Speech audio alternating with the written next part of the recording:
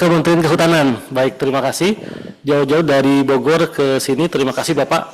Di tengah kesibukannya ada Pak Nyoman. Terima kasih Pak Nyoman.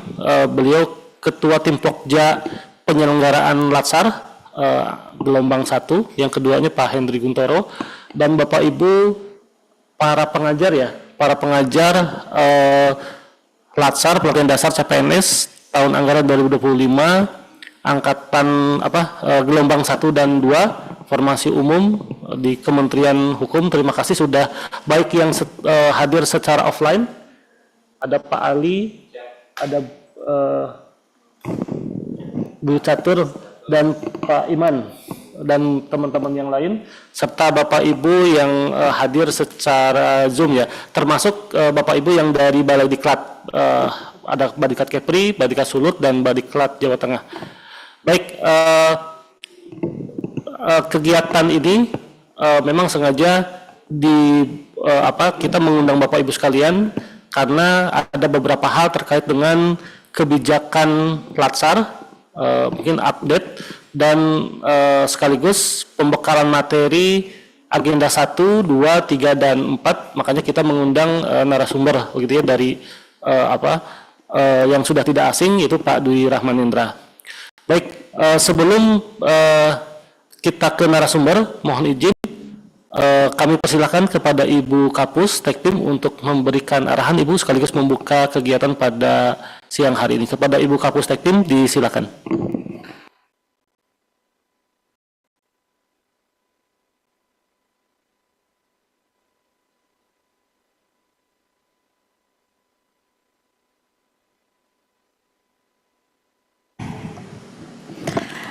Baik, bismillahirrahmanirrahim. Assalamualaikum warahmatullahi wabarakatuh. Salam sejahtera untuk kita semuanya. Om Swastiastu, Namo Buddhaya, salam kebajikan. Alhamdulillah, puji syukur kehadirat Allah Subhanahu wa Ta'ala. Pada pagi hari ini menuju ke siang hari, kita bisa hadir di rapat pembekalan kebijakan dan materi agenda pembelajaran untuk pelatihan dasar CPNS tahun 2025 dalam kondisi sehat, dan tentu juga semuanya yang hadir ini diberikan kesempatan. Bapak Ibu yang kami hormati, yang pertama yang terhormat Pak Dwi Rahmanindra ya Pak ya. Terima kasih sudah hadir pada pagi hari ini. Di antara kesibukannya, Bapak Ibu semuanya juga, para Kepala Balai Diklat, para pengajar Latsar CPNS tahun 2025 yang tidak bisa saya sebutkan satu persatu, yang hadir langsung sih Bu Catur, Pak Ali, dan Pak Iman. Yang melalui virtual, saya terima kasih sudah hadir, baik yang dari jajaran BPSDM Hukum maupun dari Badiklat, serta teman-teman semua tim kerja untuk Latsar CPNS tahun 2025. Jadi Bapak Ibu, kita nanti pelaksanaan Latsar ini kita ada dua gelombang dengan skema jadwalnya adalah gelombang pertama nanti di tanggal 5 Agustus sampai 14 November dan di gelombang 2 tanggal 18 Agustus sampai 28 November. Dan mungkin info awal ini kemarin terinfo dari Sumatera Barat ya. Dari Sumatera Barat ada yang meninggal, calon peserta Latsar ini meninggal, sehingga nanti mungkin akan mempengaruhi pada perubahan peserta di Kepulauan Riau. Kepulauan Riau ya Pak Nyoman yang berubah. Kepulauan Riau. Mungkin nanti info-info itu akan disampaikan, mungkin kita nanti dengan Rio Kepri nanti juga akan mengkomunikasikan. Jadi Bapak Ibu, skema jadwal pelatihannya ini adalah kita 2 gelombang, tetapi pembukaannya kita secara serentak nanti di BPSDM Hukum yang diikuti secara hybrid. Pembukanya di auditorium BPSDM dan nanti seluruh peserta baik yang di DKI, di BPSDM Hukum maupun yang dilaksanakan di Badiklat akan juga mengikuti secara bersama-sama. Kemudian jadwalnya nanti jadwal pelaksanaan pelatihan dasar nanti ada 7 tahapan, 7 jadwal nanti. Yang pertama adalah pembukaan pelatihan secara serentak sama dengan gelombang 2, nanti pembukaannya secara serentak di tanggal 5. Kemudian pembelajaran mandiri atau MOC LAN nanti dari tanggal 5 Agustus sampai 14 Agustus. Kemudian on campus e-learning itu tanggal 15 Agustus sampai 15 September, jadi selama 1 bulan. Kemudian on campusnya aktualisasi 16 September sampai 7 November tahun 2025. Kemudian pembimbingan praevaluasi aktualisasi nanti tanggal 10 November sampai 11 November dan evaluasi aktualisasi tanggal 12 November tahun 2025 dan penutupan nanti di tanggal 14 November. Selanjutnya untuk gelombang 2 ini yang saya sampaikan adalah yang pelaksanaannya di BPSDM Hukum nanti dari Badiklat 3 Badiklat Kepulauan Riau, Jawa Tengah dan Sulawesi Utara nanti bisa menyesuaikan. Kemudian untuk gelombang 2 nanti untuk pembukaan sudah diawali di tanggal 5 Agustus, kemudian untuk pembelajaran mandiri atau MOC-nya tanggal 18 Agustus sampai 27 Agustus. On kampusnya e-learning itu tanggal 28 Agustus sampai 3 Oktober dan off kampus atau aktualisasi, pelaksanaan aktualisasinya itu 6 Oktober sampai 22 November dan pembimbingan praevaluasi aktualisasi tanggal 24 November sampai 25 November dan evaluasi aktualisasi itu tanggal 26 November 2025 dan penutupannya adalah tanggal 28 November 2025. Jadi ini yang dilaksanakan oleh BPSDM Hukum. Nanti Badiklat akan menyesuaikan. Ini Pak Dwi, ini belum lagi nanti kita juga ada tambahan yang masih akan kita bicarakan dengan Kementerian Imigrasi dan Pemasyarakatan akan menitipkan alumni Taruna Poltek sejumlah 577. Jadi yang awalnya mungkin mereka akan melaksanakan secara mandiri, namun mungkin lembaga-lembaga diklat lainnya juga penuh sehingga menitipkan kepada BPSDM Hukum. Jadi jadwal masih akan kita susun. Nanti mulai besok kita baru mau akan rapat karena suratnya juga baru datang.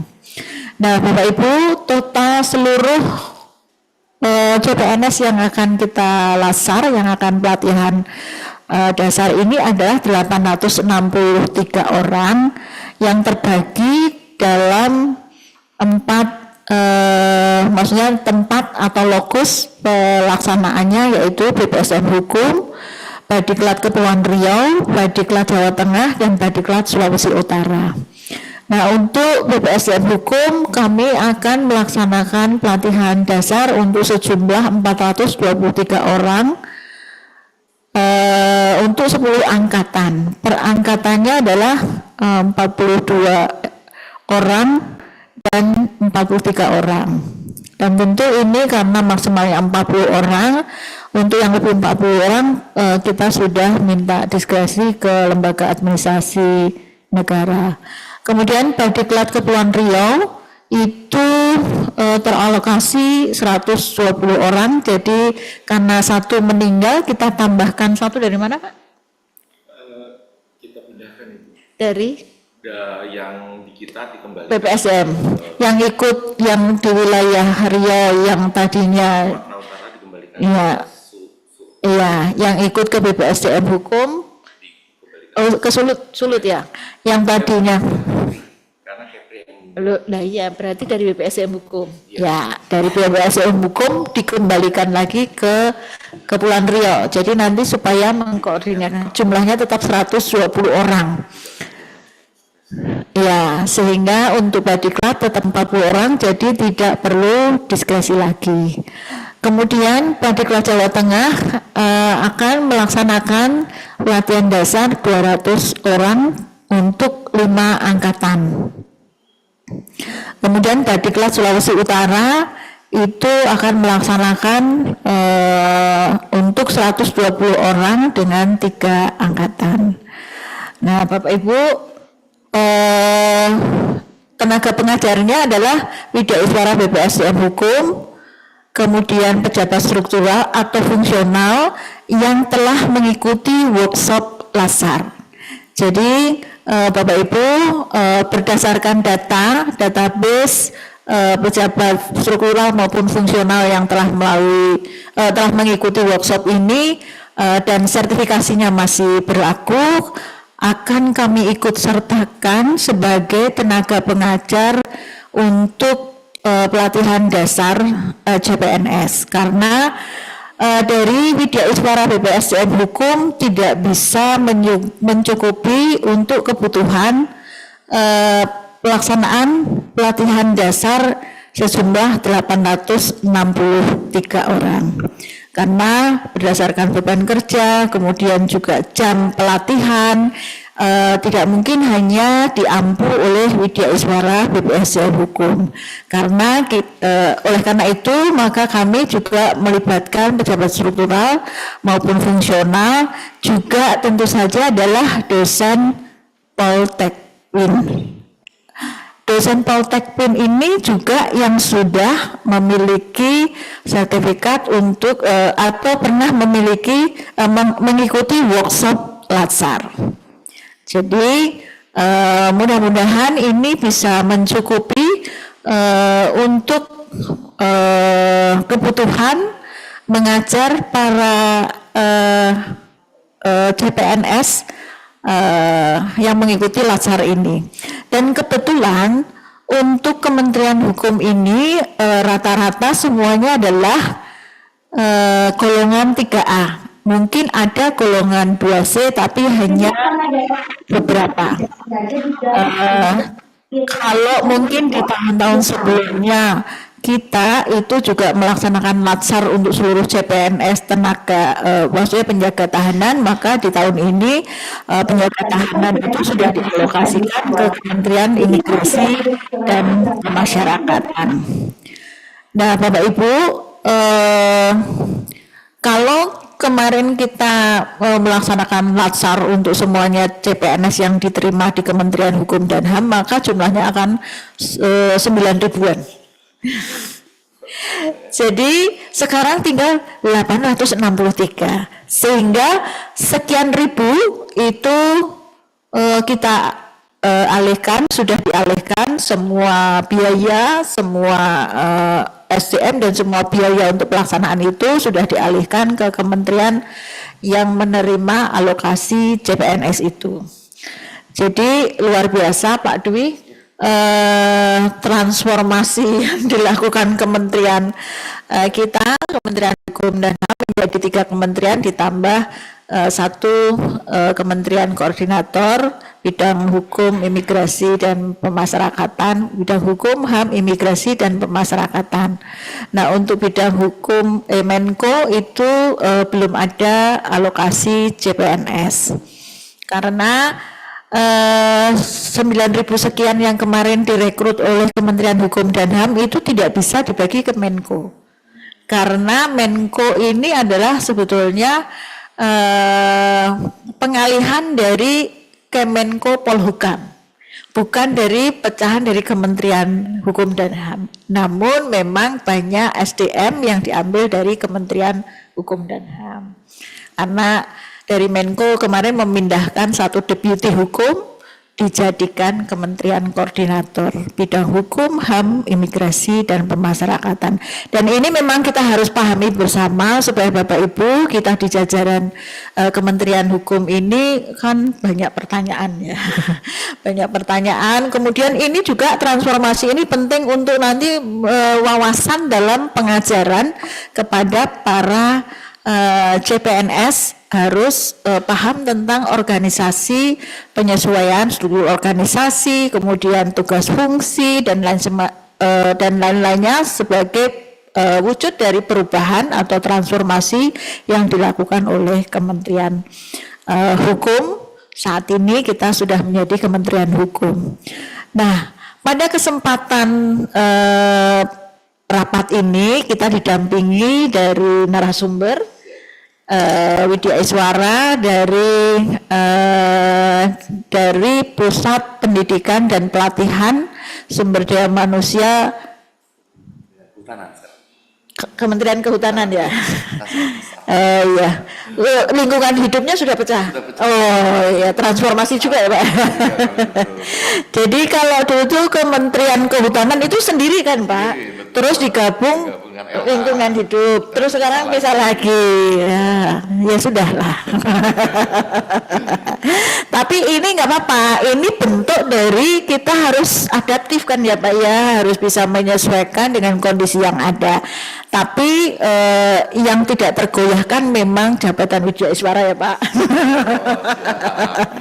Jabatan Widya Iswara itu kan bisa kemana-mana. Ya jadi pengen deh. Iya, jadi Pak Dwi ini kan juga penyusun kurikulum ya Pak ya, dan penulis modul luar biasa, dan juga tenaga pengajar pelatihan di berbagai ratusan pelatihan ya Pak. Jadi pengalamannya itu sudah luar biasa, mumpuni, dan ini memang menjadi ukuran kita untuk bisa memberikan pembekalan kepada kita. Penyegaran bagi Bapak Ibu khususnya adalah yang mengajarnya itu 1 tahun sekali. Maksudnya teman-teman yang di struktural, fungsional, ya, fungsional yang telah mengikuti workshop itu kan tidak sehari-hari mengajar, tapi mereka kan pengalaman teknisnya ini, kemudian ditambah workshop untuk pengajaran ini dianggap sudah bisa oleh LAN untuk bisa mengajar latsar. Tapi tidak mengajar di PKP ya, PKA dan PKN. Maksudnya semua itu ada ukurannya. Nah, kita nanti untuk penyegaran, pembekalan nanti Pak Dwi Rahmanendra yang nanti akan menyampaikan bagaimana nanti kita harus karena kalau supaya tidak masing-masing pengajar itu sesuai dengan keinginannya, tapi ada batasannya. Ada batasan, kemudian juga berkreasi juga boleh kan Pak ya. Berkreasi boleh, tetapi maksudnya yang seperti apa lah nanti ini akan kita minta arahan dan pembekalan dari Pak Dwi Rahmanendra. Jadi mohon Bapak Ibu bisa mengikuti kegiatan ini dengan sebaik-baiknya, menyerap ilmunya Pak Dwi untuk kita bisa maksudnya memberikan yang terbaik untuk CPNS, karena CPNS ini adalah darah segar ya Pak ya. Kalau kita mau ini itu sebetulnya ini yang menjadi harapan kita untuk bagaimana Kementerian Hukum ini bertransformasi. Jangan kemudian CPNS ini menjadi kita tidak akan bisa berkembang dengan kita tidak memberikan pembaruan-pembaruan, maksudnya yang sudah berkembang di Kementerian Hukum itu seperti apa, sehingga saya percaya bahwa Bapak Ibu yang sudah ditunjuk sebagai pengajar itu mampu untuk melakukan itu. Oleh karena itu untuk lebih menguatkan, mari kita simak bersama semua hal pembekalan dari Pak Dwi Rahmanendra, Sarjana Kehutanan, Magister Pendidikan ya Pak ya. Terima kasih Pak Dwi, monggo dipersilahkan Pak Asep yang akan sebagai moderator ya Pak. Saya mohon maaf apabila ada hal yang mungkin kurang berkenan bagi Bapak Ibu semuanya yang hadir baik secara langsung maupun virtual. Mudah-mudahan apa yang menjadi upaya kita untuk memperbaiki semua hal berkaitan dengan pelatihan khususnya adalah pelatihan dasar untuk CPNS tahun 2025 ini banyak memberikan hal positif khususnya adalah untuk BPSDM, hukum dan jajarannya Badiklat maupun di Poltekpin. Kurang dan lebihnya kami mohon maaf. Billahi taufiq wal hidayah. Assalamualaikum warahmatullahi wabarakatuh.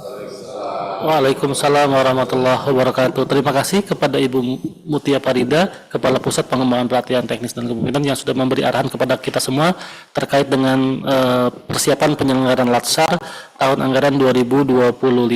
Baik, selanjutnya untuk mempersingkat waktu, kami persilahkan kepada Pak Dwi Rahmanendra untuk memberikan pembekalan sekaligus memberikan update ya informasi terkait dengan kebijakan Latsar dari Lembaga Administrasi Negara, juga materi agenda 1, 2, 3, dan 4. Mudah-mudahan waktunya cukup. Baik, kepada Pak Dwi Rahmanendra disilakan.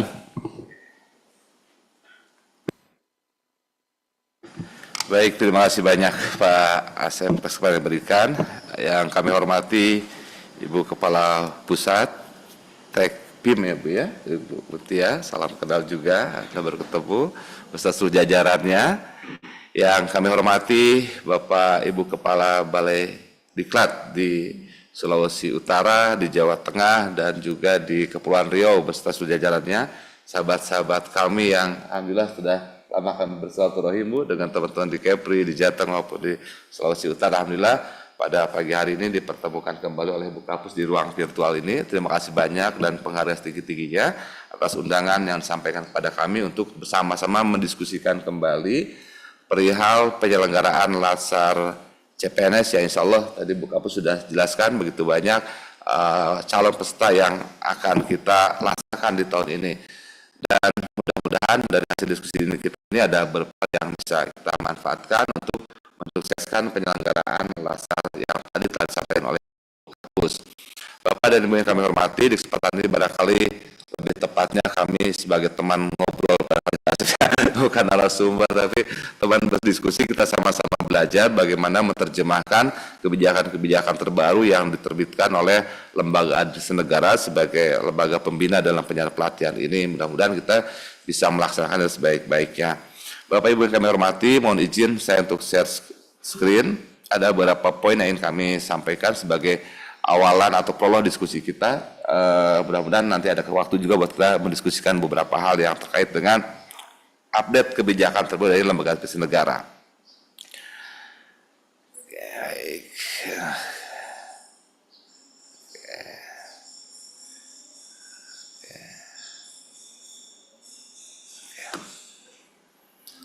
Oke. Baik, sudah terlihat Bapak Ibu sekalian ya. Oke, baik. Jadi dalam kesempatan awal ini kami coba meng-highlight apa yang pernah disampaikan oleh Lembaga Administrasi Negara pada awal tahun lalu, di bulan Januari kalau tidak salah, dan juga bulan Februari, Lembaga Administrasi Negara telah menyelenggarakan serangkaian kegiatan sosialisasi terkait dengan kebijakan penyelenggaraan pelatihan dasar maupun pelatihan kepemimpinan. Yang kalau tidak salah Bu Deputi langsung yang satu menyampaikan materi tentang update kebijakan-kebijakan ini. Nah, coba saya meng-highlight beberapa hal yang barangkali menjadi poin perubahan dibandingkan dengan kebijakan Latsar pada tahun-tahun sebelumnya. Dan kami akan coba awali dengan ketentuan penyelenggaraannya. Sekarang telah diterbitkan Kepkalan 580 dan 581 yang menjadi pedoman kita dalam penyelenggaraan pelatihan Latsar, disusul dengan adanya surat edaran dan juga tentang penyelenggaraan pelatihan struktural dan pelatihan dasar yang berbasis efisiensi yang diterbitkan di awal-awal tahun lalu, yang ini akan sangat berpengaruh kalau Latsarnya diselenggarakan dengan menggunakan pola blended learning.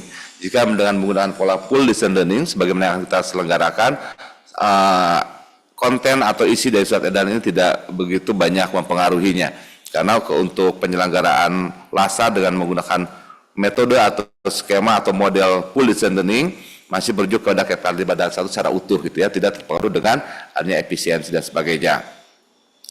Kemudian yang dapat kami sampaikan, kalau ini saya pikir tidak perlu kami jelaskan panjang lebar tentang kewajiban mengikuti latsar dan segala macamnya, sebagaimana tertuang di dalam Perlan nomor 1 yang diupdate dari Perlan nomor 10 tahun 2023. Kemudian terkait tujuan dan potensi pun saya kira masih relatif sama dengan penyelenggaraan latsar di tahun sebelumnya, tidak ada perubahan yang cukup signifikan.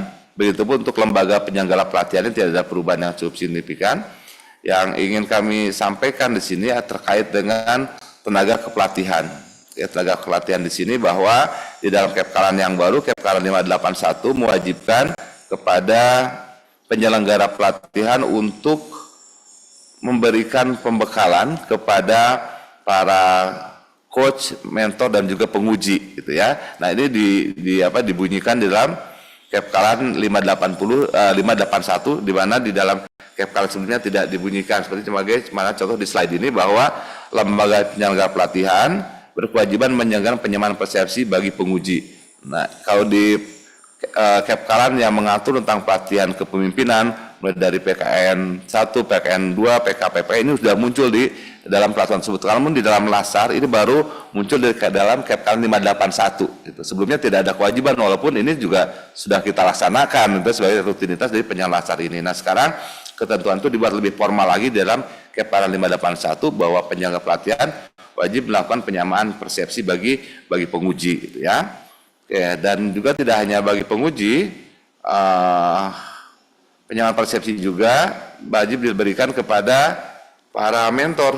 Oke, jadi mentor pun harus diberikan penyamaan persepsi agar mentor ini memiliki pemahaman yang sama sehingga bisa menjalankan perannya dengan sebaik-baiknya.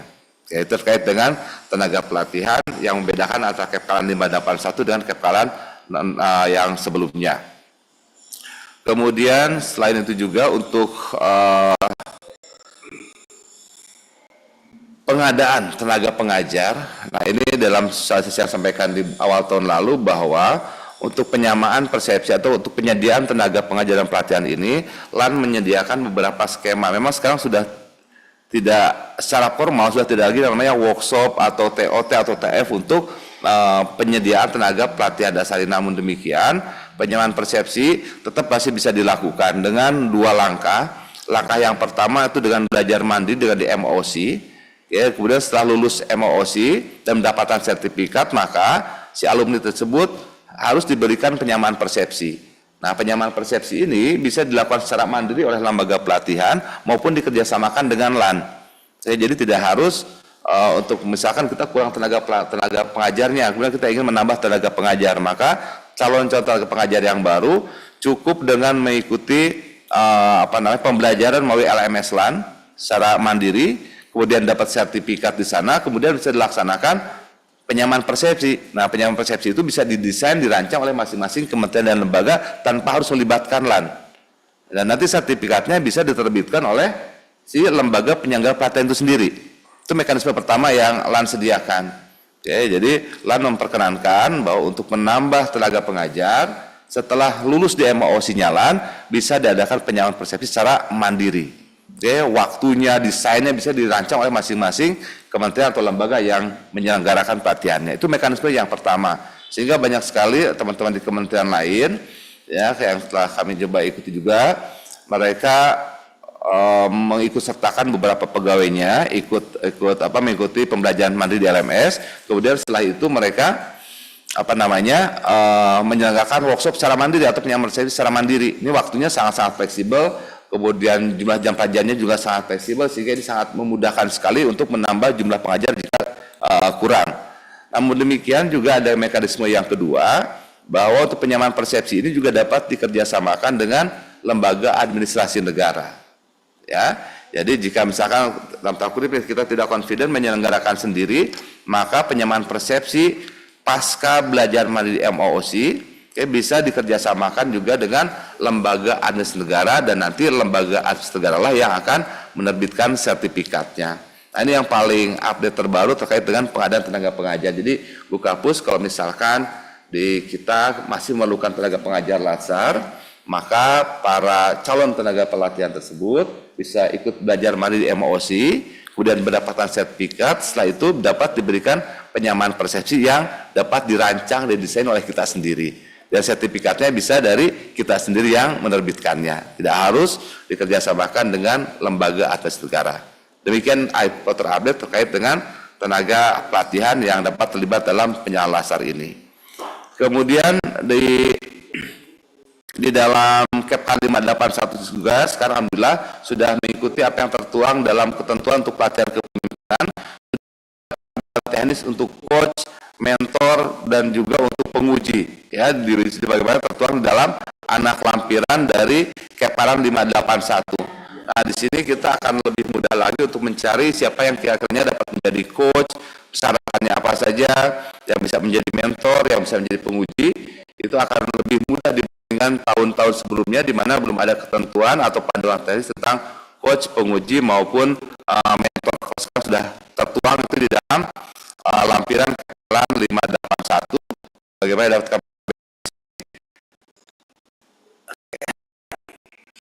nah, sekalian dalam 581 sekarang sudah ada panduan teknis untuk coach, mentor, dan penguji. Ini akan sangat mudah kita sebagai penyelenggara untuk mencari kira-kira siapa coach, mentor, dan penguji yang sesuai dengan ketentuan yang telah ditetapkan oleh lembaga administrasi negara. Ini di anak lampiran kedua, di sana tertulis ada panduan teknis coach, panduan teknis mentor, penguji, dan juga bagi pendamping. Ya, sekali lagi ini akan sangat memudahkan bagi penyelenggara untuk mencari sosok yang cocok untuk menjadi coach, mentor, penguji maupun tenaga pendampingnya. Kemudian kami lanjutkan lagi Bapak Ibu sekalian sebagai salah satu contoh misalkan untuk coach sendiri persyaratannya apa, kemudian persyaratan umumnya apa, persyaratan khususnya apa, kemudian kode etiknya apa. Ini telah tertuang di dalam panduan teknis sebagaimana telah kami sampaikan tadi. Begitupun untuk mentor, persyaratan mentor itu apa, kemudian persyaratan khususnya apa, kemudian kode etiknya apa, kemudian kompetensi dan tugas dan perannya ini sudah sangat jelas diuraikan di dalam anak lampiran 2 Kepkan 581 tersebut. Jika ini bisa menjadi bahan bagi kita untuk memberikan pembekalan bagi mentor maupun bagi penguji maupun bagi coach dengan merujuk pada ketentuan yang tertuang di dalam anak lampiran 2 tersebut. Kemudian untuk penguji pun demikian, Bapak Ibu sekalian, bisa kita cek siapa saja kira-kira bisa menjadi penguji laser ini. Bahkan untuk di laser di PKP dan PKA, penguji bisa berasal dari alumni terbaik, bisa dikatakan demikian, itu ya, yang bisa menjadi penguji pada pelatihan PKP PKA tersebut. Kemudian selanjutnya Bapak Ibu sekalian, yang ingin kami sampaikan dengan waktu yang sangat terbatas ini terkait dengan struktur kurikulumnya Bapak Ibu sekalian. Masih sama dengan struktur kurikulum di pelatihan-pelatihan sebelumnya. Di laser ini ada kurikulum pembentukan karakter dan juga ada kurikulum penguatan kompetensi teknis pada bidang tugasnya. Nah, barangkali untuk kurikulum penguatan kompetensi bidang tugas juga sekarang sudah ada panduannya, walaupun belum begitu rinci panduannya di anak lampiran 1 dari Kepkan 581. Kalau tahun sebelumnya belum ada panduan untuk PKTBT dalam Kepkalan yang sebelumnya, dan sekarang sudah ada panduannya yang secara garis besar, walaupun ketentuan-ketentuan yang diatur di dalamnya masih bersifat umum dan belum begitu rinci, dan itu bisa dirincikan lagi oleh masing-masing kementerian dan lembaga sebagai salah satu bentuk ruang ekspresi yang dapat disesuaikan dengan karakteristik dan kebutuhan dari masing-masing kementerian dan lembaga tersebut. Sementara untuk kurikulum pembentukan karakternya masih sama dengan 4 agenda pembelajaran yang ada, yang kemudian dibuatkan model pembelajarannya, ada 4 model pembelajarannya. Yang pertama model blended learning, kemudian yang kedua model blended learning terbatas, dan yang ketiga model klasikal, dan yang keempatnya atau yang ketiganya saya katakan demikian sebagai full distance learning, sebagaimana yang mau kita selenggarakan. Nah, ini agak sedikit berbeda dengan full distance learning pada tahun-tahun sebelumnya, di mana perubahan banyak terjadi pada jam pelajarannya. Nah, sebagaimana contoh Bapak Ibu sekalian, untuk model penyelenggaraan laser dengan metode full distance learning ini diawali dengan pembelajaran mandiri sebanyak 9 hari. Nah, ini berbeda dengan ketentuan sebelumnya, di mana pembelajaran mandiri dilaksanakan selama 16 hari. Nah, sekarang dipersingkat menjadi 9 hari. Begitupun dengan pembelajaran e-learningnya yang dulu 40 hari, sekarang dipersingkat menjadi 31 hari. walaupun secara total jumlah jam pelajarannya masih sama. Nah, jam-jam pelajaran tersebut dipindahkan ke jam pelajaran untuk kegiatan aktualisasi di tempat kerja. Yang di aturan yang lama, jumlah jam pelajaran untuk aktualisasi sebanyak 320 jam pelajaran, sekarang menjadi 360 jam pelajaran. Nah, 360 jam pelajaran ini bisa dilaksanakan selama 30 hari atau selama 40 hari. Kalau dilaksanakan selama 30 hari, asumsinya dalam satu hari peserta belajar sebanyak 12 jam pelajaran. Namun kalau dibuat 40 hari, asumsinya peserta belajar seharinya sebanyak 9 jam pelajaran. Kedua-duanya boleh. Nah, kalau misalnya waktunya leluasa, barangkali kita bisa memberikan kesempatan kepada peserta untuk pelaksanaan aktualisasi selama 40 hari. Tapi kalau misalkan waktunya terbatas, barangkali cukup melaksanakan aktualisasi dengan waktu sebanyak 30 hari kerja. Ya, dengan asumsi satu harinya mereka menghabiskan waktu sebanyak 12 jam pelajaran kalau dibuat 30 hari. Ya, ini skenario atau tahapan pembelajaran pada LASAR yang diselenggarakan dengan metode full distance learning. Nah, ada pun untuk master jadwal Bapak Ibu sekalian, untuk yang fase mandiri hampir tidak ada perubahan, dan begitu pun untuk evaluasi akademiknya tidak ada perubahan. Yang dievaluasi akademik pada fase belajar mandiri hanya agenda 2 dan agenda 3 saja, sehingga ini menjadi tantangan tersendiri bagi para pengajar agenda 1 khususnya, karena seringkali materi-materi agenda 1 tidak menjadi fokus atau concern peserta dalam mempelajarinya. Mereka lebih banyak concern mempelajari modul-modul di agenda 2 dan agenda 3 yang ada evaluasi akademiknya. Nah, sehingga perlu effort khusus dari pengajar agenda 1 untuk membuat peserta paham akan modul-modul yang disajikan di agenda yang pertama. Ya. Kemudian masuk ke fase pembelajaran distance learning-nya, Bapak Ibu sekalian. Ini kurang lebih master jadwal yang telah dikeluarkan oleh lembaga administrasi negara yang kami beri warna-warni itu. Itu kami buatkan jadwal untuk pembelajaran sinkronus per agendanya. Untuk yang warna kuning untuk agenda 1, kemudian yang warna hijau muda agenda 2, dan untuk agenda 3-nya warna abu-abu. Ini master jadwal yang telah diterbitkan oleh lembaga administrasi negara untuk hari pertama sampai dengan hari ke-15-nya. Kemudian dilanjutkan untuk hari ke-16 sampai dengan hari ke-31. Namun Bapak Ibu sekalian, dari master jadwal ini kami melihat ada sesuatu yang salah tertuliskan, yaitu yang terdapat pada hari ke-16, untuk proses pembimbingan rancangan aktualisasi. Di dalam master jadwal yang ada dalam cap kanan 581 tertuliskan untuk hari ke-16 pembimbingan rancangan aktualisasi 5 jam pelajaran. Seharusnya pembimbingan rancangan aktualisasi pada hari ke-16 adalah 2 jam pelajaran. Namun Bapak nanti dicermati kembali untuk konsep jadwal yang telah Bapak Ibu buat. Untuk pembimbingan di hari ke-16 itu jumlah jam pelajaran hanya 2 jam pelajaran. Sehingga kalau kita rekapitulasikan, berikut adalah rekapitulasi jam pelajaran untuk setiap agendanya. Dari ceramah-ceramah 4 materi masing-masing 2 JP, kemudian ada overview 1 JP dan penyelenggaraan 3 JP, kemudian dinamika kelompok 3 jam pelajaran. Agenda 1 untuk sinkronusnya tetap dibandingkan dengan cap kanan sebelumnya sebanyak 17 jam pelajaran, yang berubah adalah jam asinkronusnya. Di cap kanan yang lama asinkronus agenda 1 sebanyak 22 JP, sekarang dikurangi 2 JP menjadi 20 jam pelajaran saja untuk asinkronusnya, sehingga total untuk agenda 1 sebanyak 37 jam pelajaran. Sedangkan untuk agenda 2 untuk sinkronusnya masih sama dengan kepalan sebelumnya sebanyak 14 JP, yang berkurang adalah pembelajaran asinkronusnya. Tahun lalu asinkronus untuk agenda 2 sebanyak 33 jam pelajaran, sekarang berkurang menjadi 28 jam pelajaran.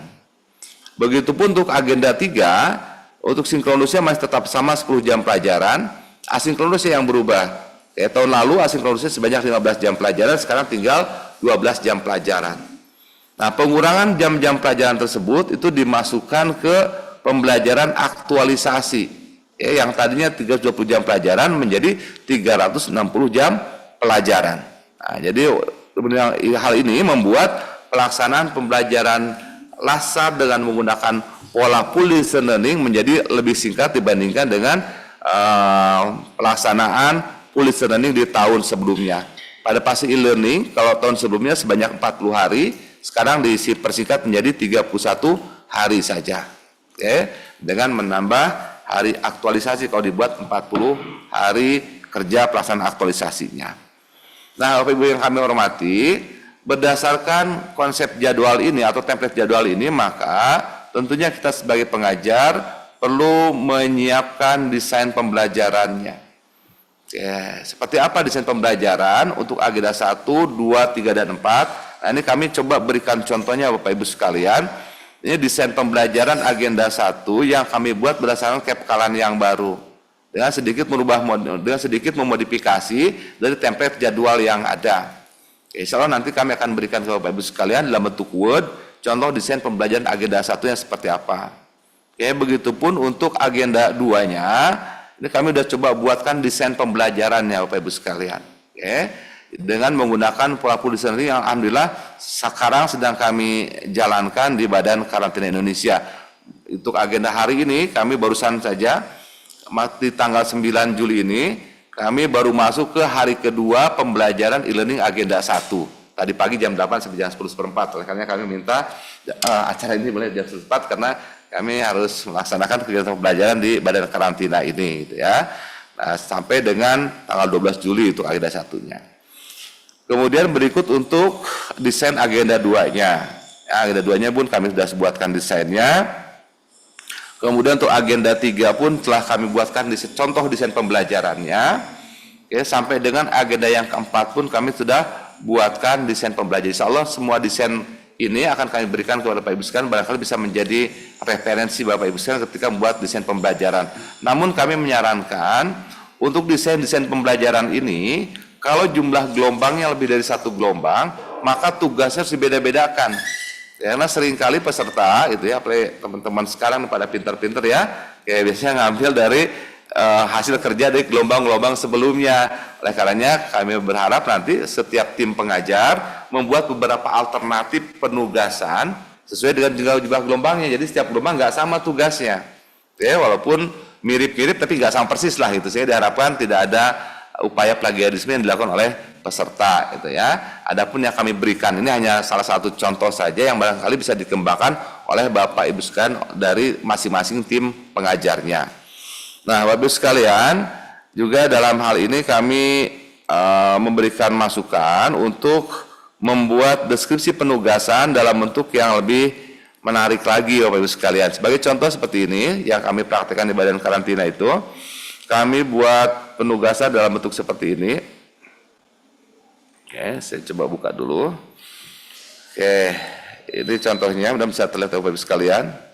Ini contoh penugasan di agenda 1 misalkan yang kami praktekkan di Badan Karantina. Kami buat desainnya seperti ini. Oke, dimulai dari ini kami tampilkan nih pengajar angkatan 1 siapa, angkatan 2 siapa, angkatan 3 siapa gitu kan. Nah, ini filenya nanti diuploadkan dalam LMS gitu ya. Nah, ini kebetulan kami ngajak teman-teman dari berbagai kementerian dan lembaga untuk membantu mengampu LASAR di Badan Karantina. Nah, kemudian nanti ketika kita ingin melihat tugas hari pertama misalkan tanggal 8 Juli, kita tinggal klik ini. Oke, nanti kita keluar deskripsi penugasannya. Oke. Kemudian tugas hari ini nih tanggal 9 Juli, mereka dikasih tugas apa nih? Oh, dikasih tugas analisis kebangsaan. Seperti apa tugas itu kami terinformasikan di sini. Kemudian hari berikutnya, misalkan membuat video praktik baris berbaris misalkan, tugasnya demikian. Terus jadi kita kemas penugasannya dengan bentuk file yang ya agak keren dikit lah gitu ya, sehingga menunjukkan kesiapan kita dalam melakukan pembelajaran gitu ya. Ini salah satu alternatif bagaimana kita mengemas penugasan-penugasan yang kita bisa berikan kepada peserta sesuai dengan perkembangan teknologi yang bisa kita manfaatkan ya. Oke, ini tugas dan sebagainya. Yaitu terkait dengan desain dan juga terkait dengan deskripsi penugasannya. Nah, kemudian Bapak Ibu sekalian, selain desain dan juga untuk deskripsi penugasan, untuk evaluasi pelatihan hampir tidak ada perubahan dibandingkan dengan kebijakan atau kesan yang lama. Evaluasinya masih meliputi evaluasi untuk tenaga pelatihan, evaluasi penyelenggaraan, evaluasi peserta, dan untuk evaluasi peserta dengan menggunakan full distance learning masih sama dengan sebelumnya, ya. Jadi ada 4 aspek yang dinilai: aspek sikap dan perilaku, aspek akademik, aspek aktualisasi, dan juga aspek PKTBT. Ini tidak mengalami perubahan. Oke, begitupun untuk status kelulusannya juga tidak mengalami perubahan dibandingkan ketentuan sebelumnya, ya. Jadi masih bisa mengikuti apa yang telah kita laksanakan di tahun-tahun sebelumnya. Kemudian untuk ketentuan remedial pun sama, tidak ada perubahan yang signifikan dibandingkan dengan ketentuan yang sebelumnya. Kemudian untuk catatan evaluasi juga tidak sama, dan untuk kode sikap perilaku juga sama. Ini tidak ada perubahan yang signifikan dibandingkan dengan ketentuan-ketentuan sebelumnya. Oke. Terkait dengan pemberhentian peserta pun juga sama, tidak ada perubahan-perubahan yang berarti. Tentang konseling juga sama, tidak ada perubahan. Kayak yang ingin kami coba sampaikan sedikit adalah tentang perubahan substansi pelatihan Bapak Ibu sekalian yang ada di masing-masing agendanya. Kita mulai dari agenda yang pertama Bapak Ibu sekalian. Untuk agenda yang pertama, materinya masih sama dengan tahun sebelumnya, kecuali ada penambahan materi baru untuk materi analisis kontemporer, khususnya pada pokok bahasan isu-isu strategis kontemporer, yaitu dengan memasukkan materi tentang pengelolaan konflik kepentingan. Oke, ya. Sementara materi ini pun selain diberikan kepada peserta latsar, juga diberikan kepada peserta PKP, PKA, PKN 2, bahkan sampai dengan PKN 1 juga mendapatkan materi ini. Materi tentang pengelolaan konflik kepentingan. Di mana terkait dengan materi ini, Lembaga Administrasi Negara telah menerbitkan bahan ajar pengelolaan konflik kepentingan yang disusun oleh LAN bersama dengan KPK, yang diterbitkan pada tahun 2025 ini. Sehingga ini baru akan kita gunakan pada lasar tahun 2025 yang belum digunakan pada lasar-lasar sebelumnya. Dapat kami sedikit highlight untuk materi ini. Materi pengelolaan konflik kepentingan ini ada 3 materi pokoknya. Mulai dari materi tentang pengertian dari konflik kepentingan itu apa, mulai dari pengertian konflik kepentingan apa, kemudian jenis dan bentuk konflik kepentingan itu seperti apa, kemudian sumber konflik kepentingan itu dari mana saja, kemudian bagaimana sektor publik yang rentan terhadap konflik kepentingan. Itu materi pokok yang pertamanya. Materi pokok yang kedua ini bercerita tentang bagaimana mengolah konflik kepentingan, mulai dari mengidentifikasi konflik kepentingan, kemudian pelaksanaan pengolahan konflik kepentingan, dilanjutkan dengan materi tentang pengawasan pengolahan konflik kepentingan, kemudian sistem reward dan punishment dan apresiasi dalam pengolahan konflik kepentingan. Itu materi pokok yang kedua pada bahan ajar ini. Sedangkan materi pokok yang ketiganya itu berkaitan dengan bagaimana kita menginternalisasikan budaya pengolahan konflik kepentingan yang dapat dilaksanakan melalui jalur pelatihan, melalui jalur sosialisasi, dan terakhir melalui jalur pembimbingan dan konsultasi, serta materi pokok ini diakhiri dengan materi tentang pengembangan lingkungan kerja yang sensitif terhadap pengolahan konflik kepentingan. Jadi materi agenda 1 hanya ditambahkan materi ini saja, tanpa ada perubahan pada modul 1, modul 2, dan modul 3 masih sama persis sebagaimana yang kita gunakan di tahun-tahun sebelumnya. Itu sedikit perubahan untuk materi agenda 1. Sementara untuk agenda 2 itu tidak ada perubahan sama sekali. Masih menggunakan 7 modul yang kita gunakan pada tahun lalu. 7 modul berakhlak, tidak ada perubahan sama sekali untuk materi di agenda yang kedua. Sementara untuk agenda 3 itu ada penyesuaian untuk modul manajemen ASN dengan terbitnya Undang-Undang ASN nomor 20 tahun 2023. Jadi kepada Bapak Ibu sekalian, pengampu agenda 3, mohon disesuaikan kembali konten materi yang ada di modul manajemen ASN. Karena materi yang ada di dalam modul manajemen ASN masih merujuk kepada Undang-Undang nomor 5 tahun 2014 yang sudah tidak digunakan lagi, yang kemudian diganti dengan Undang-Undang nomor 20 tahun 2023. Sehingga nanti ketika menyiapkan bahan ajar atau mendesain pembelajaran untuk manajemen ASN perlu disesuaikan kembali dengan undang-undang ini.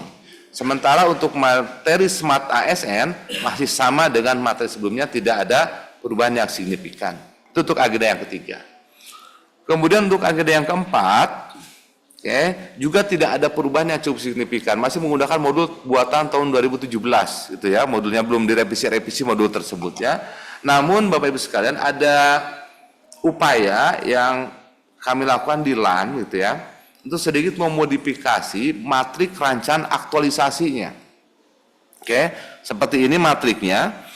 Kalau dulu matriknya itu sedang kami coba nih, tapi ini bukan keharusan karena memang belum ada aturannya, modulnya belum diperbaiki, tapi kami coba memodifikasi matrik rancangan ini dengan menghilangkan kolom ketujuh di matrik yang lama yang berkaitan dengan penguatan nilai organisasi dengan asumsi bahwa nilai organisasi sekarang udah sama berakhlak semuanya.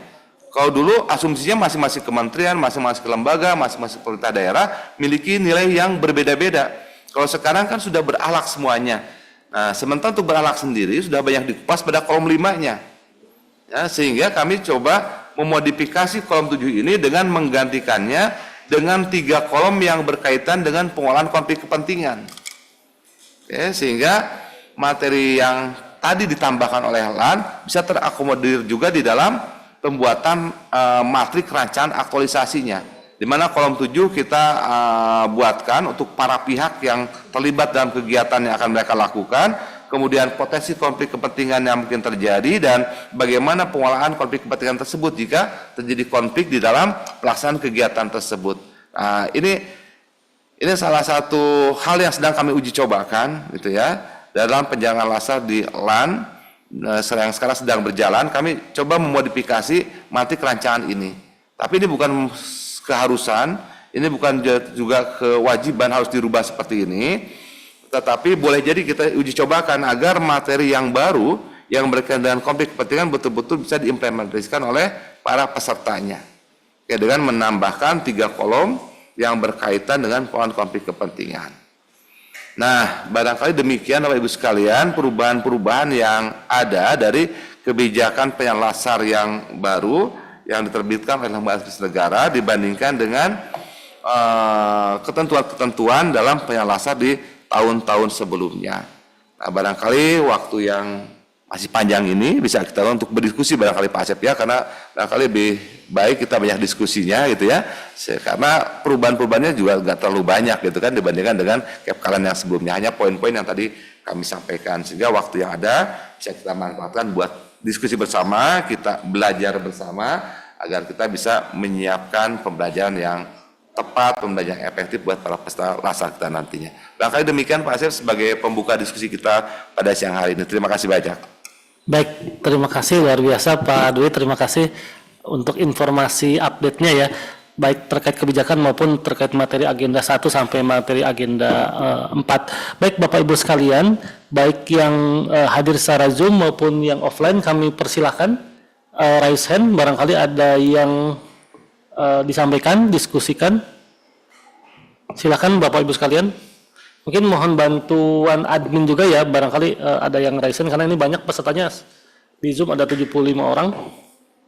Silakan.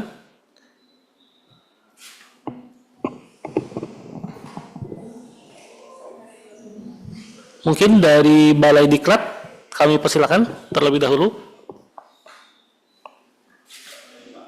Dari Jambi, Pak Nur Hadi kami silakan, dari Kanwil Jambi. Silakan Pak Nur Hadi. Baik, Assalamualaikum warahmatullahi wabarakatuh. Bisa didengar? Assalamualaikum warahmatullahi wabarakatuh. Waalaikumsalam warahmatullahi wabarakatuh. Terima kasih materinya Pak Dwi, Masya Allah luar biasa. Ya, saya nanti tertarik ketika kita memang harus membuat satu skenario bagaimana menyikapi kadang-kadang peserta ini memang orangnya cerdas-cerdas Pak.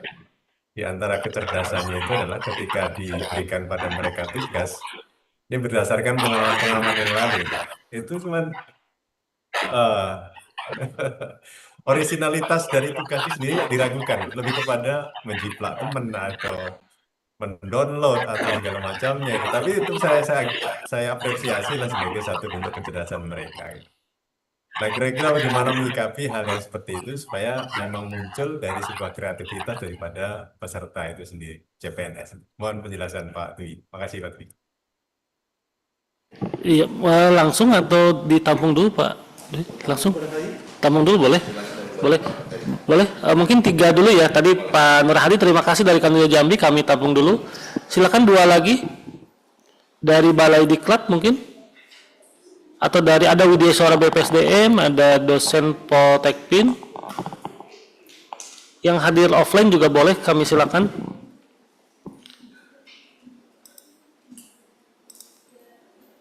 Silakan. Pak Sofian, Badiklat Kepri.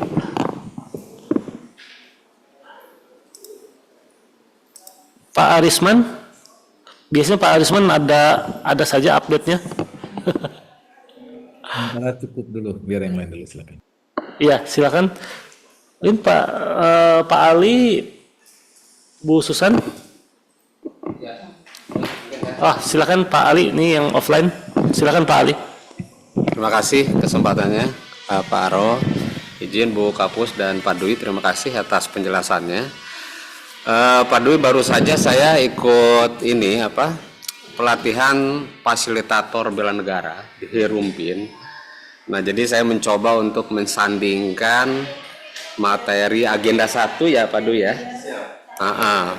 Di materi agenda 1 nih terkait dengan sikap dan perilaku bela negara. Pada saat saya mendapatkan pelatihan fasilitator bela negara itu ada beberapa komponen materi ya, terutama terkait dengan pembentukan sikap dan perilaku, kedisiplinan ya, termasuk juga pelatihan PBB dan juga terkait dengan APIS Semangat Bela Negara ASBN. Nah, terkait dengan hal itu Pak Dwi, saya mohon petunjuk teknis. Apakah kurikulum agenda 1 ini kita bisa modifikasi atau given ya, maksudnya sudah sesuai dengan apa yang menjadi standar yang tadi Pak Dwi sudah jelaskan. Karena emang menjadi pembahasan menarik waktu kami di Rumpin, para trainer di sana bilang seringkali untuk agenda 1 ini sangat kuat, polanya itu diserahkan kepada kebijakan dari masing-masing kementerian dan lembaganya. Namun terkait dengan hal itu mohon penjelasan Pak Dwi. Terima kasih. Ya.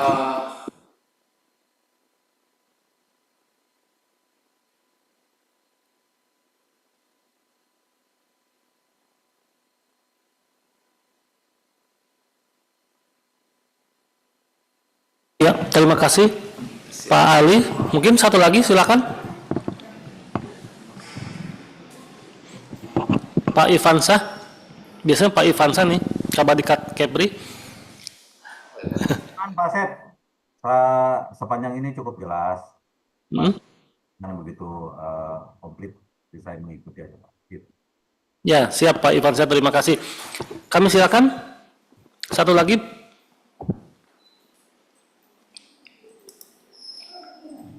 Ibu Nur Agustin, Widya Suara BPSDM. Disilakan Bu Nur Agustin. Terima kasih Pak Asep. Izin Ibu Kapus, Pak Dwi, izin bertanya. Bila kita sudah sertifikasi workshop, kemudian ada peraturan, kan nanti ada perubahan-perubahan ya Pak. Beberapa perubahan, apakah kita wajib mengupgrade kembali dengan mengikuti persamaan persepsi atau sudah cukup? Demikian Pak. Baik, terima kasih Mbak Agustin. 3 dulu ya Pak, silakan. Ya, silakan Pak Dwi. Baik, terima kasih banyak Bapak jam itu Pak siapa tadi, Pak Nurdin ya? Pak Nur Hadi ya, Pak Nur Hadi. Alhamdulillah Pak Nur Hadi bertemu lagi ya. Baik Bapak, terkait dengan upaya kita, ikhtiar kita untuk mencegah terjadinya plagiarisme dalam pengerjaan tugas. Oke. Ikhtiar pertama yang bisa kita lakukan sebagaimana contoh berikut. Jadi ini contohnya di Kementerian Komdigi ini, ya kebetulan kami juga diminta kami untuk menjadi narasumber di sana. Kebetulan di Komdigi itu ada tiga gelombang penyelenggaraan pelatihan. Oke, ada 3 gelombang. Maka tim pengajar di tiap-tiap agendanya dia membuat 3 alternatif penugasan. Oke, jadi tidak dibuat sama. Untuk gelombang 1 misalkan, untuk gelombang 1 videonya video podcast kebangsaan. Oke, dia ikut pada desain yang dicontohkan sebelumnya oleh kami. Dan untuk gelombang keduanya, dia membuat video tentang edukasi ASBN bela negara di era digital. Kemudian gelombang 3-nya nanti mereka akan memberikan tugas video ASBN muda berwawasan kebangsaan. Oke, itu tugas gelombang kedua dan 3-nya. Untuk gelombang 1 sudah ada lagi, tugasnya berbeda dengan ini. Begitupun untuk tugas-tugas yang lainnya. Jadi ini PR bagi tim pengampu nanti untuk membuat beberapa alternatif penugasan kalau seandainya dalam penyelenggaraannya ada beberapa angkatan atau ada beberapa gelombang. Nah, itu salah satu bentuk ikhtiar pertama yang bisa kita lakukan untuk mencegah terjadinya plagiarisme.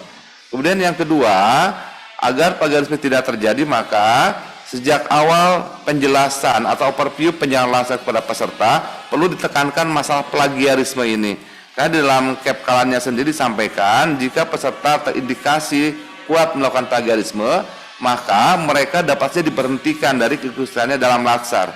Tidak hanya dalam hal pembuatan rancangan aktualisasi maupun laporannya, tapi juga bisa ketentuan tersebut berlaku pada saat mereka mengerjakan tugas-tugas yang diberikan. Nah, penjelasan ini yang harus clear, yang harus tersampaikan dengan jelas kepada para peserta dengan memberikan warning yang cukup kuat sehingga mereka diharapkan tidak melakukan hal tersebut walaupun mereka sesungguhnya bisa, gitu kan? Dengan perkembangan teknologi yang ada, mereka tinggal WA-WA-an, mereka tinggal apa gitu kan, bisa saja tugas yang telah dikerjakan oleh seseorang atau sebuah kelompok bisa nyampe ke kelompok yang lain, ke seorang yang lain di gelombang atau angkatan berikutnya, biasanya demikian gitu ya. Ya, jadi salah satu ikhtiar pertama, ikhtiar teknisnya kita buat beberapa alternatif penugasan, kemudian ikhtiar untuk pencegahannya bisa kita lakukan dengan memberikan penjelasan yang clear kepada mereka tentang kode sikap perilaku dalam mengikuti pelatihan dasar ini. Demikian Pak Nur Hadi, ada yang ingin Bapak sampaikan kembali? Ya, saya kira saya setuju itu. Terima kasih atas penjelasannya. Ya setidaknya kita akan ingin membentuk ASN yang berintegritas ya. Kalau misalnya dari cara membuat tugasnya saya sudah plagiat, itu kan sudah menyalahi integritas. Jadi betul saya kira dari awal memang perlu kita jelaskan kepada mereka tentang bagaimana semestinya sebagai seorang ASN mengawali melalui latsar itu sendiri dalam melaksanakan. Saya kira demikian. Terima kasih Pak Dewi penjelasannya. Semoga bermanfaat buat saya dan kita semua. Mari. Dan yang paling penting adalah nanti tim pengajar berembuk mendiskusikan beberapa alternatif penugasannya. Oke, jangan hanya satu itu aja dari gelombang 1 sampai gelombang 10 misalkan, ada 10 gelombang pelatihannya, tugasnya itu ya. Nanti juga peserta akan gampang contek-contekan, gampang lihat hasil sebelumnya gitu kan. Nah, sehingga kita perlu buat beberapa alternatif penugasan baik di agenda 1, 2 dan juga agenda 3. Kemudian Baik. Terima kasih Pak. Terkait dengan materi agenda 1 Pak ya. Nah, alhamdulillah untuk materi agenda 1 belum mengalami perubahan, masih seperti ini, dan masih ada acara ASBN, yaitu sebenarnya bagian dari materi yang ada di bab yang keempat di modul yang ketiga. Jadi sebaiknya ASBN itu diselenggarakan, baik secara faktual maupun secara virtual. Nah, sekarang kan kita laksananya full distance learning nih. Bagaimana cara menyelenggarakan ASBN secara virtual? Untuk itu kami sudah membuat buku panduan ASBN virtual yang sudah kami terbitkan sejak tahun 2021. Bukan kami terbitkannya, kami buat, katakan demikian ya. Nah, belum berubah ya, saya stop saja dulu. Ini buku ASBN virtual yang pertama kali terus saja kami menyelenggarakan ASBN virtual itu pada saat latsar diselenggarakan di BPS tahun 2020. Pada rame-ramenya COVID, sedang menjalankan latsar, kemudian kita di-challenge waktu itu bagaimana menjalankan ASBN secara virtual. Hanya kami coba-coba melaksanakan ASBN secara virtual dan alhamdulillah bisa terselenggara dengan baik tanpa mengurangi esensi dan makna dari penyelenggaraan ASBN jika itu dilaksanakan secara faktual di luar ruangan misalkan seperti itu. Nah, dari pengalaman-pengalaman itu maka tahun 2021 kami sama rekan-rekan yang lain membuat sebuah panduan untuk pelaksanaan ASBN secara virtual. Kurang lebih seperti dibentuknya. Di dalam buku ini, buku yang kami ini deskripsinya seperti ini. E-book ini merupakan desain acara ASBN negara yang dilaksanakan secara virtual, dapat dijadikan sebagai bahan referensi bagi penyelenggaraan pelatihan yang dalam penggunaannya dapat dikembangkan disesuaikan dengan strategi pembelajaran yang telah disusun dan sebagainya. Gitu ya. Oke, ini disusun oleh kami berempat waktu itu. Saya sendiri, kemudian ada teman atau rekan kami dari Tangerang Selatan, Bu Eva, kemudian ada Pak Mulyanto dari LAN dan Pak Tohirin dari BKKBN. Nah, kami berdiskusi membuat buku ini. Dalam buku ini kami jelaskan apa sih ASBN itu, gitu ya. Kemudian kalau ASBN diselenggarakan secara virtual, siapa saja petugas-petugas acaranya. Ya. Kemudian di sini juga dijelaskan susunan acaranya seperti apa, ya, dalam buku ini. Kemudian teks-teks yang digunakan dari teks Pancasila, kemudian pesan-pesan pimpinan acara juga kita buat standar, gitu ya. Ini ada seperti ini pesan-pesan pimpinan acara nih. Ini pesan pimpinan acara. Ini kita ada standarnya nih, pesan-pesan pimpinan acara, dan ini di Badiklat Kepri ini udah, dan barangkali di Badiklat Jawa Tengah juga udah sering menyelenggarakan ASBN secara virtual ini. Ya, walaupun laksananya dilaksanakan secara full distance learning, ya. Dan barangkali di YouTube itu banyak sekali contoh-contoh pelaksanaan ASBN virtual, ya, termasuk yang dilaksanakan oleh Badiklat Kepri. Waktu Pak Rinto kalau tidak salah bersama Bu Indri dan Pak Pande kalau tidak salah kawan-kawan di sana ya, yang menjalankan ASBN secara virtual ini. Jadi kami sih berharap agar ASBN ini tetap diselenggarakan sebagai puncak pembelajaran di agenda yang pertama, Bapak, ya, yang membedakan antara agenda satu dengan agenda-agenda yang lainnya. Tuh, kalau misalkan dalam laksana blended learning atau dalam laksana blended learning, ASBN biasanya dilakukan secara faktual langsung, yang buat api unggun beneran gitu ya di lapangan. Nah, karena kalau laksana digunakan dengan menggunakan pola full distance learning, maka bisa dilakukan secara virtual. Nah, kalau dilakukan secara virtual, kami telah siapkan buku panduannya dan contoh-contohnya sudah banyak di YouTube. Bagaimana ASBN dilaksanakan secara virtual, ya. Itu terkait dengan materi agenda pertama. Untuk materi agenda pertama, Bapak Ibu sekalian, masih tidak mengalami perubahan sesuai dengan modul-modul yang ada, cuma ada penambahan materi tentang pengolahan konflik kepentingan. Ya, untuk yang lainnya tidak mengalami perubahan. Oke, tentang PBB masih ada, ya, tentang keprotokolan juga masih ada, kewaspadaan ini masih ada semuanya. Oke, yang berubah hanya penambahan materi pengolahan konflik kepentingan. Terkait dengan Ibu Nur Agustin tadi tentang sertifikat Ibu tahun berapa, Ibu Nur? Saya workshop 2024, Pak. 2024, kalau 2024 masih bisa digunakan, Ibu. Ya. Jadi tidak perlu ikut LMS penyamaan persepsi lagi, Pak. Harus, ya. Paling nanti inisiatif masing-masing penyelenggara untuk menyelenggarakan penyamaan persepsi internal saja cukup. Yaitu mengupdate materi-materi yang baru, gitu ya. Ya, misalnya ada materi tentang peran konflik kepentingan, update tentang Undang-Undang Nomor 20 tadi untuk agenda 3-nya seperti itu saja, dan tentunya bisa mengupdate penugasan-penugasan yang kita berikan. Jangan sampai tugas-tugas yang kita berikan masih sama dengan tahun-tahun sebelumnya. Nah, nanti mereka, itu tadi saya kata Pak Nur Hadi tadi ya, takut mereka melakukan penelitian dan sebagainya. Jadi untuk yang telah memiliki sertifikat tidak harus ikut workshop lagi, karena memang tidak begitu banyak perubahan yang ada di dalam kebijakan Latsar yang sekarang 2025 dengan yang tahun sebelumnya. Demikian Bu Agustin. Ya, Bapak, jika diperbolehkan minta bahan yang Bapak tadi bagus itu, Pak, flipbook. Yang e-book tadi. Ya, apakah ada modul agenda 2 dan 3-nya juga, Pak? Kalau ada sekalian, Pak, minta. Penugasannya? Ya, bahan-bahannya, Pak, yang terbaru. Insya Allah nanti ada semuanya. Untuk ini agenda 1, ini untuk agenda 2, ya. Ini contohnya untuk penugasan agenda 2 kami kemas dalam bentuk seperti ini. Ya, saya stop share dulu ya. Terima kasih, Bapak. Nah, ini agenda 2 ya. Nah, oke. Coba saya izin dulu ya, Bapak Ibu. Nah, ini untuk contoh deskripsi penugasan untuk agenda 2, kami kemas dalam bentuk demikian. Ini adalah tim pengajarnya, Ini biar tahu juga nih pengajar agenda 2 ini siapa aja gitu, segala macam kita tampilkan narsis-narsisan lah dikit gitu ya. Kayak tugas kelompoknya apa, misalkan video role model tokoh berakhlak. Di hari pertamanya, hari keduanya misalkan tugasnya refleksi aktualisasi nilai berakhlak. Tugas kelompok berikutnya adalah studi banding nilai berakhlak dan seterusnya. Ini kami udah buatkan lengkap agenda 1 sampai agenda 3, so nanti kami sharekan kepada Bapak dan Ibu sekalian. Selain itu juga nanti kami sharekan kepada Bapak Ibu sekalian adalah ini.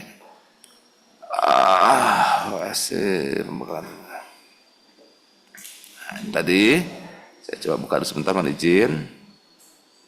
Yang di Kolabjar juga udah yang terbaru ya Pak ya? Apanya Bu? Bahannya, bahan ajar. Bahan ajar yang di Kolabjar, saya lihat masih yang lama Bu, masih Masih lama ya? lama ya. Begitupun dengan agenda 3-nya masih dengan modul yang sama gitu ya. Oke.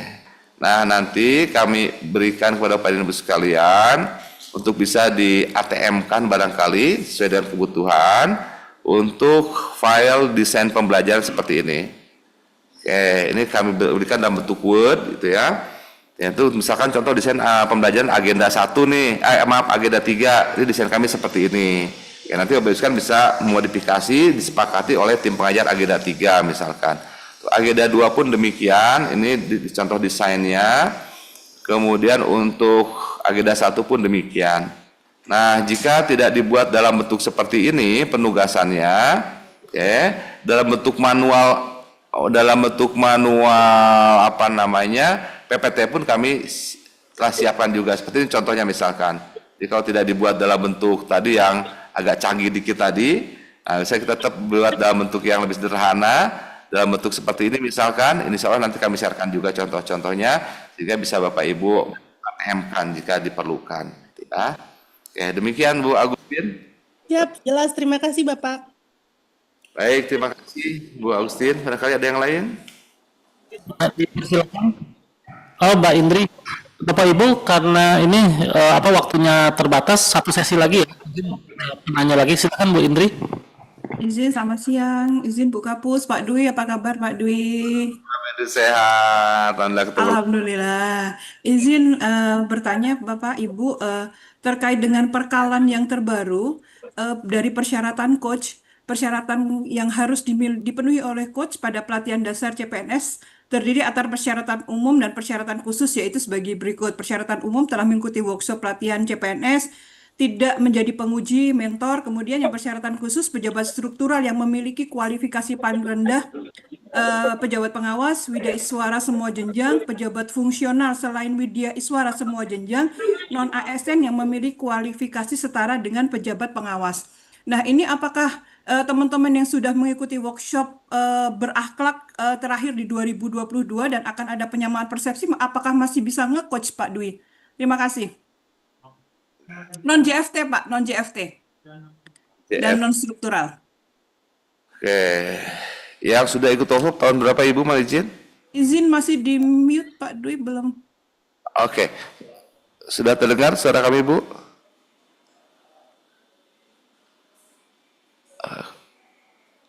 Oke, sudah terdengar Bu Indri? Sudah Pak. Siap.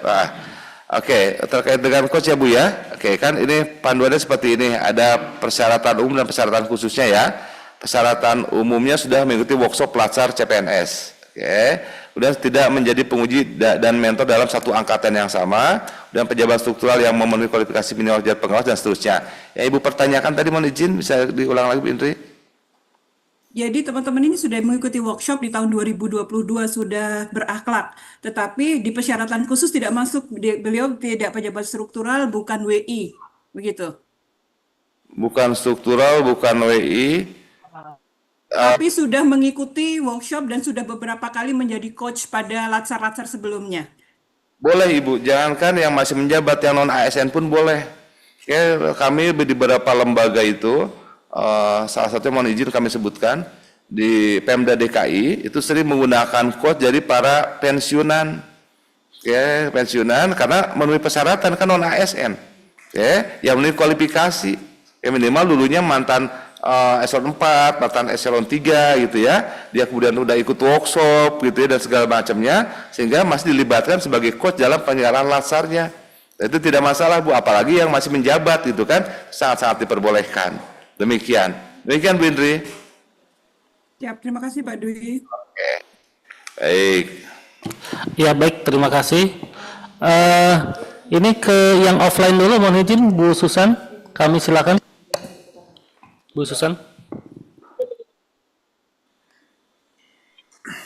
Baik, terima kasih Pak Aro atas waktunya. Yang saya hormati Pak Dwi, Baik, yang saya Ibu. hormati juga Pak Nyoman, Pak Aro, Bu Ibu kita, dan Bapak Ibu baik yang ada di offline maupun di Zoom. Assalamualaikum warahmatullahi wabarakatuh. Assalamualaikum warahmatullahi wabarakatuh.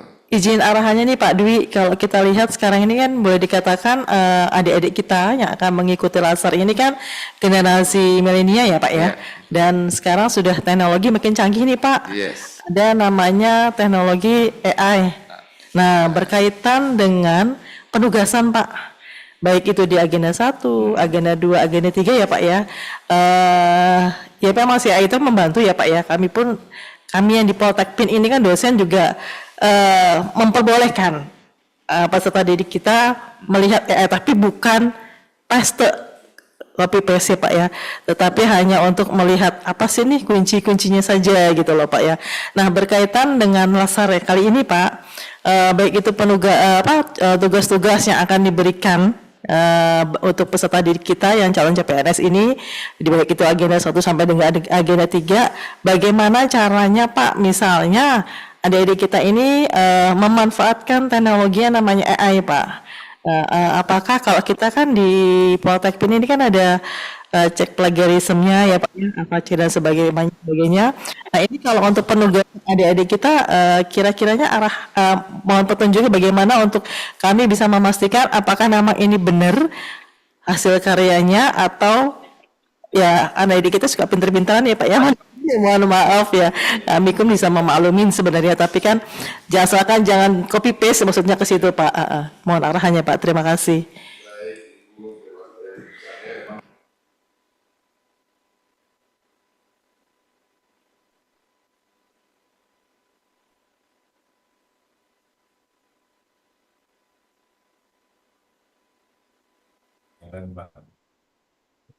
Bagaimana cara kita untuk bukan menghambat ya, coba meminimalisir lah gitu kan dampak negatif dari penggunaan teknologi itu. Misalkan dengan satu, membuat tugas-tugas yang original menampilkan kemampuan mereka. Contoh misalkan dengan membuat video gitu kan, membuat video yang menampilkan mereka untuk menyampaikan sesuatu kan, itu agak susah juga tuh dengan menggunakan ChatGPT atau dengan AI gitu kan. Coba itu tugas-tugas membuat artikel. Kalau buat artikel tuh relatif mudah juga gitu kan, kayak untuk menggunakan teknologi seperti itu. Kemudian contohnya kayak membuat learning journal. Learning journal ini kita minta mereka buat dalam bentuk rekaman suara, tidak dalam bentuk tertulis. Karena kalau bentuk tulis tinggal nanya AI juga selesai gitu kan. Nah, kemudian itu cara pertama adalah dengan mencari bentuk-bentuk penugasan yang bisa menampilkan originalitas dari karya mereka itu ya. Dengan meminimalisir tugas-tugas yang dalam bentuk artikel, tulisan dan sebagainya yang itu gampang sekali gitu kan untuk menggunakan teknologi yang semacam itu. Kemudian yang kedua itu tadi warning di awal juga kita pastikan ya, bahwa ya Anda ini jangankan nanti udah jadi pejabat, udah ada uangnya, baru kerjain yang kesalahan aja udah berani kayak gitu-gitu. Misalkan itu pendekatan personal juga perlu kita berikan kepada mereka agar mereka tidak berupaya menggunakan hal-hal yang tidak semestinya gitu ya. Baik itu dilakukan oleh penyelenggara pada saat awal penyelenggaraan pelatihan maupun oleh kita sebagai pengampu di masing-masing ada mengingatkan kembali gitu ya, bahwa ada regulasi yang terkait dengan plagiarisme, ketentuannya seperti ini dan itu dibuat tegas oleh LAN. Memang LAN sendiri sangat mewarning tentang masalah tersebut. Bahkan LAN sendiri mengatakan kalau misalkan ada peserta yang teridentifikasi melakukan plagiarisme dalam pembuatan rancangan, aktualisasi atau laporan, udah berhentiin aja. Kan kita melihara CPNS yang demikian gitu kan. Baru calon untuk hal yang sederhana aja mereka sudah melakukan hal yang tidak baik. Apalagi kalau udah jadi pejabat berhadapan dengan nominal yang besar, maka akan sangat berpeluang mereka untuk tergelincir gitu kan. Nah, itu upaya-upaya yang bisa kita lakukan barangkali Bu, karena ya itu tidak bisa kita hindari sih memang gitu kan. Maka semua pihak yang harus ingatkan kepada mereka secara psikologisnya, secara teknisnya barangkali kita bisa mencari penugasan-penugasan yang bisa menampilkan kemampuan originalitas mereka. Memang tidak ada instrumen atau alat kayak di perguruan tinggi gitu ya untuk mengecek plagiarisme itu di penyandang laser jarang-jarang sekali, bukan jarang, bahkan belum ada lah yang menggunakan aplikasi-aplikasi untuk mengecek misalkan rancangan aktualisasinya ini hasil plagiarisme atau tidak di angkatan sebelumnya, belum ada yang sampai sejauh itu, Bu. Baru upaya-upaya preventif aja, upaya eksekusi yang teknisnya untuk dilaksanakan saya kira belum banyak yang menggunakan atau bahkan belum ada yang menggunakan. Demikian barangkali Bu Susan. Oke. Siap, baik Bu Susan. Ya, terima kasih Bu Susan. Satu lagi mungkin ya Pak Widodo kayaknya dari Sumsel tadi mau bertanya. Silakan Pak Widodo.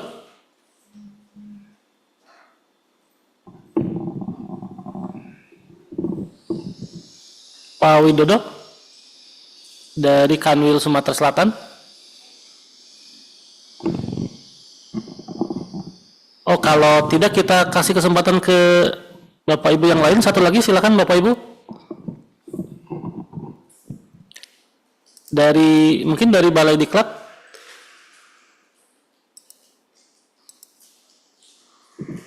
Oke, baik. Tampaknya sudah jelas semua nih Pak Dwi Rahmanendra. Baik, kalau tidak ada kita cukupkan sekian ya Bapak Ibu sekalian. Masih ada? Cukup ya? Cukup. Mungkin izin sebelum kita tutup nanti akan ada informasi terkait dengan pelaksanaan PKTBT. Mungkin izin kepada Pak Dwi, barangkali ada terakhir yang disampaikan closing statement. Pak Dwi, disilakan Pak Dwi. Baik, terima kasih banyak Pak Asep yang diberikan kepada kami, Bapak Ibu sekalian. Untuk kegiatan ini kami telah menyiapkan beberapa file yang nanti akan kami sharekan kepada Bapak Ibu sekalian. Yang pertama ada file tentang bahan ajar, kemudian yang kedua file untuk buku ASBN virtual, kemudian contoh desain agenda 1 dalam bentuk Word, contoh desain agenda 2, agenda 3, dan juga agenda 4, nanti kami akan sharekan. Kemudian contoh deskripsi tugas yang dibuat dalam bentuk PPT, ini juga sudah kami siapkan dari 1, 2, dan 3. Kemudian juga contoh yang dikemas dalam bentuk Genly tadi, bentuk Genly seperti itu juga kami sudah siapkan, termasuk juga bahan overview yang tadi kami sampaikan juga sudah kami siapkan. Insya Allah nanti kami kemas dalam satu link Google Drive, nanti kami sampaikan ke penyelenggara untuk disampaikan kepada Bapak dan Ibu sekalian. Mudah-mudahan ada hal yang dapat dimanfaatkan. Nah, tentunya kami berharap agar LASAR yang diselenggarakan oleh Kementerian Hukum tahun ini dapat berjalan dengan lancar dan kita semuanya bisa memberikan kontribusi yang terbaik kepada para generasi muda PNS khususnya di lingkungan Kementerian Hukum. Mohon maaf atas segala hal yang kurang berkenan dalam kami menyampaikan materi ini, dan insya Allah untuk silaturahim kita bisa lanjutkan silaturahim kita tidak hanya di ruang virtual ini tapi juga dapat komunikasi dengan media yang lainnya. Barangkali demikian yang dapat disampaikan Ibu sekalian. Sekali lagi terima kasih atas segala perhatiannya dan mohon maaf jika ada yang kurang berkenan, dan dengan ucapan alhamdulillahalamin kami akhiri paparan dari kami dan kami kembalikan kepada Pak Asep. Silakan Pak Asep. Baik, Bapak Ibu sekalian, terima kasih kepada Pak Dwi yang luar biasa pada siang hari ini sudah menyampaikan beberapa hal. Kita beri aplaus Bapak Ibu sekalian. Baik, terima kasih, sangat bermanfaat tentunya baik bagi penyelenggara maupun bagi Bapak Ibu sekalian pengampu agenda 1, 2, 3, dan 4 ya. Baik Bapak Ibu sekalian,